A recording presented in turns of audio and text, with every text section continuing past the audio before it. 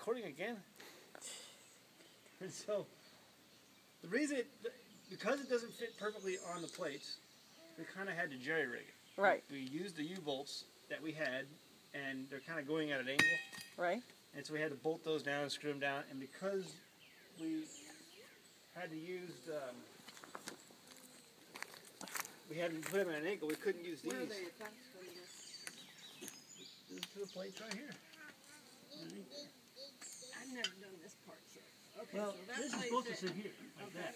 And this goes on here, this goes on here, but because we can't use that, it won't fit on there right, because this is the axle here is too wide. Too wide. We wouldn't be able to get the U-bolts around it, and it's still on here, and then get to the holes. Yeah.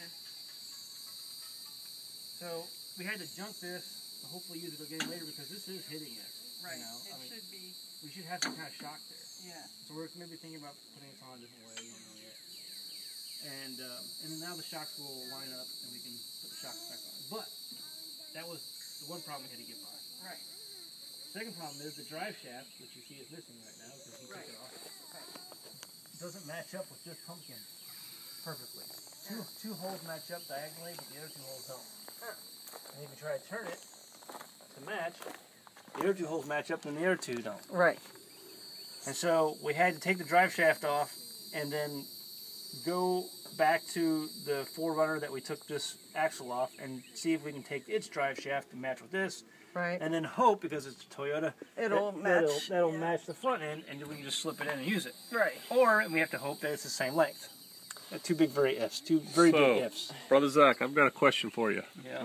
How much formal mechanics training do you have? Dude, I know how to put a motherboard together, but this is like brain surgery compared to that. And how about you, Sister Kate? How much mechanic training do you have? It's called the Shade Tree Academy, and under that, I've had several hours of shade tree mechanic training.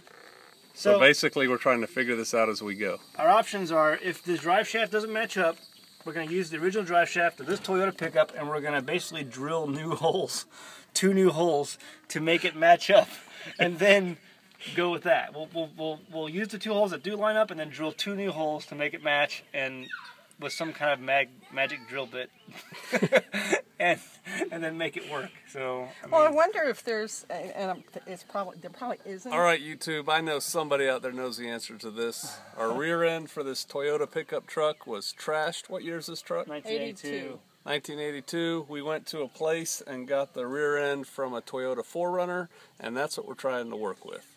Hey, if you got a solution to our problem, let us know, and I'll see you out there. They might make a plate that'll go so that the one drive shaft will fit into that, if you know what I mean. Like just a little extra deal where the bolts. Well, we kind of looked online. We didn't see anything like that. That allow you to mate the two. But, right. They didn't have. So that's no good. I like to drill it in there. If I'm all about drill, if we can do it, we'll drill it and we'll just make it work. Now, otherwise, I mean, we have to keep our eye out for a parts truck and find a parts truck and just get all that. When the ratio, like the gear ratio thing, is like 3.73. That is in the pumpkin, right? That's a ratio in there of the gears and whatnot. Well, the up there is going to be turning this drive shaft. I mean, it doesn't really